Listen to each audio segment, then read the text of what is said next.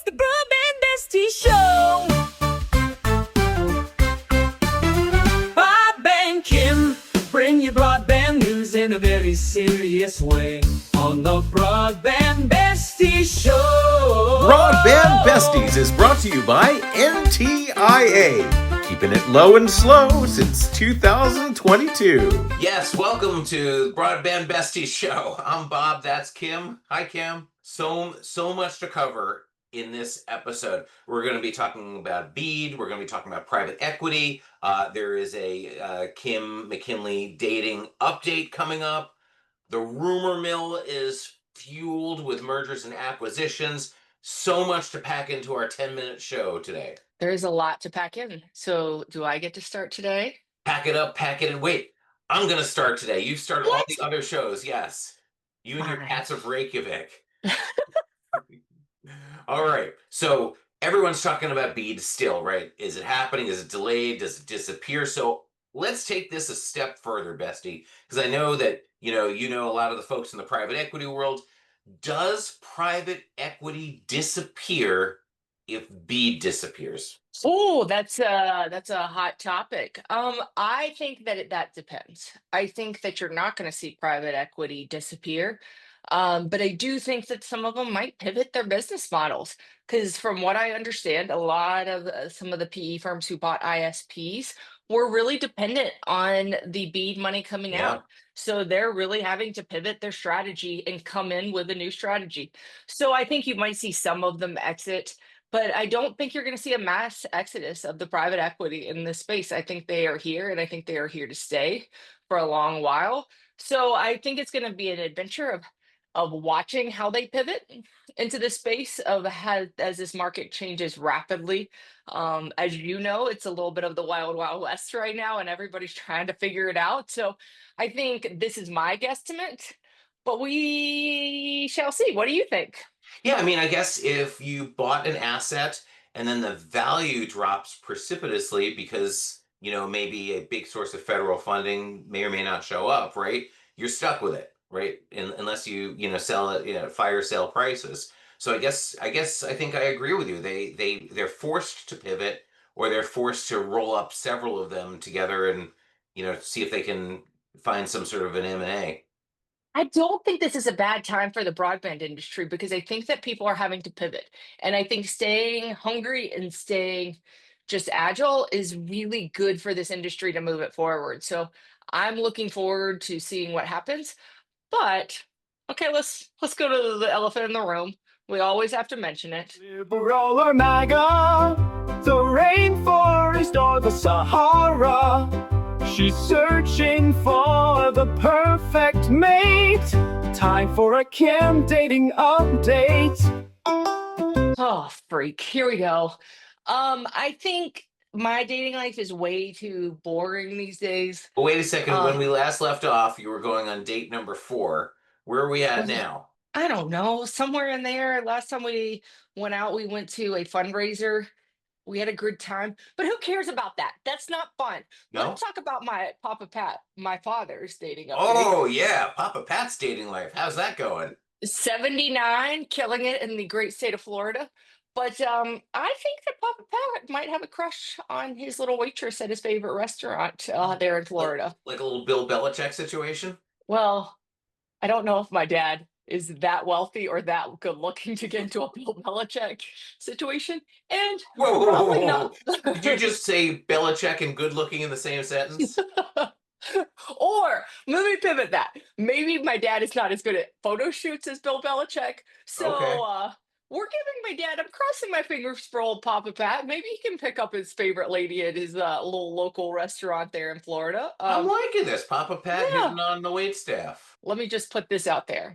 Put Me it and my out there. dad have me and my dad have a bet. Whoever gets married first has to pay the other one $1,000. So 1000% your dad's getting remarried first. fair enough. Now back to broadband, bestie. Back to broadband. Okay, bestie, let's talk about the hot topic in the room that doesn't include my father.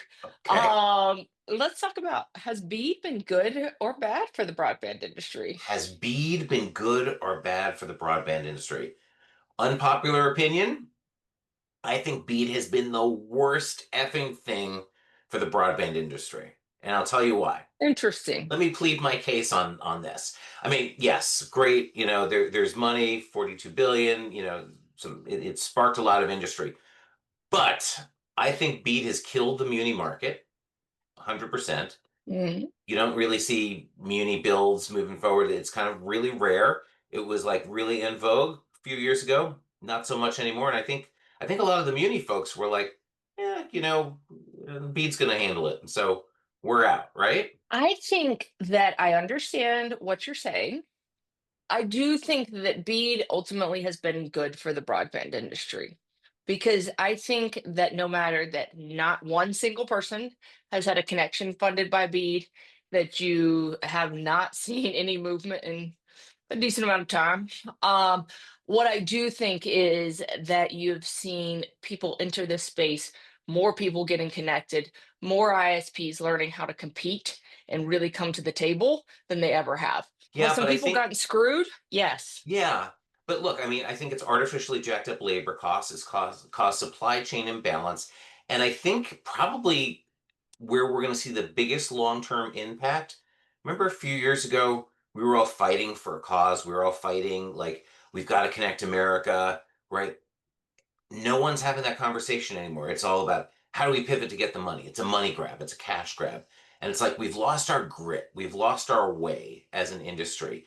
And I think that unless we, stop making decisions from a spreadsheet, and I get it, it's necessary. Business owner, I do that too. But we always have to have that vision. Like, where do we go as an industry? What are we fighting for? Who are we fighting for? And that spirit has been lost. Okay, let me be contradictory of this. I actually think BEAD has encouraged more fighting between fiber, WISP, Leo, right? Because everybody wants to be right to get to the money, right? I Right. think we have to stop that and come together as a connectivity industry and really go back to connecting America, right? I think that's upon us as an industry to come together to say, yes, we might not all agree on the technology to get us there, but our ultimate goal is to connect America. And if we believe, then we can start the cause again to make that happen, Bestie. You're going to be Just me and you, shocked. just me and you. Let's do it. You're going to be Let's do it. shocked. I actually 100% wholeheartedly agree with you. This is our moment, right?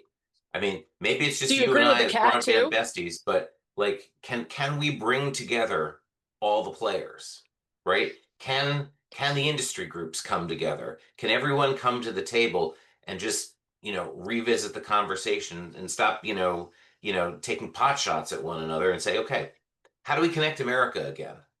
We've got to get out of our egos and get out of our like purses and pocketbooks or wallets or whatever you call it these days and really focus on what we're here for. And as my father would say, if this is we had my mother episode a while back, we'll call Grape this my nuts. father grape nuts. We'll call this my father's episode. Is that if you believe in something, the money will come, right? And stop chasing money and start chasing a cause because that will get you up in the morning and it will get you driving toward a bigger thing than yourself. And so I hope Papa Pat doesn't see this because I don't want to give him any credit. But in our last topic of the day, let's talk about the rumor mill. What's the rumor mill holding right now? Bum, bum, bum. Yes, little Timex Social Club. Look at all these rumors. Yes. All right, we are here. All right, rumor mill, M&As. The rumor mill is all fired up this week. Yeah, I think the rumor mill, I mean, it's not just this week. I think there's a lot of M&As that people are really wondering about. The rumor mill says that AT&T is going to acquire Lumen. I think that would be a huge deal. There's also, I mean, it's been pretty much announced that Frontier is going to be acquired back by Verizon. And what does that look like? So I think that you're starting to see what people have been talking about for years is that we're going to see in this new broadband universe a lot of M&As happening. Are you seeing it from your rumor mill side of the country? Yeah, I think some very attractive tier twos might get swallowed up into some very attractive tier ones. Yeah, I think this is where, like, I've heard everybody talk about, like, they're looking at the quarterly reports that are coming out from these big companies, and they're like, oh, these tier ones, these MSOs are losing customers. And I will say it time and time again. those companies are never going to not start competing to keep their market share. Mm. Like any of us, if you are running a business and you start losing market share, you're going to pivot. So maybe this is what we call the pivot episode, because I do think you're going to start seeing some big moves from the tier ones and MSOs, to combat some of the things, the growing tier two market and elsewhere, who have been overbuilding some of their spaces. So yet again, I think it's a wait and see game, but I think it could get really interesting in the mergers and acquisition space. Very interesting. Yeah, and then what happens in the tier three market? Do a bunch of them get rolled up? Be it private equity or otherwise, and do they become then tier two players? So I think a lot of stuff is in flux, and we're going to find out, in the coming weeks. Now, in our next episode of the Broadband Bestie show, but backed by popular demand, we've actually had quite a bit of fan mail, or at least fan comments, grape nuts updates. People have been sending in recipes for everyone keeps saying, well, grape nuts aren't that bad, Bob. They're terrible, number one. Number two, grape nuts are flying off the shelves. I know all these people are buying them now because of our episode. You're welcome, post cereals.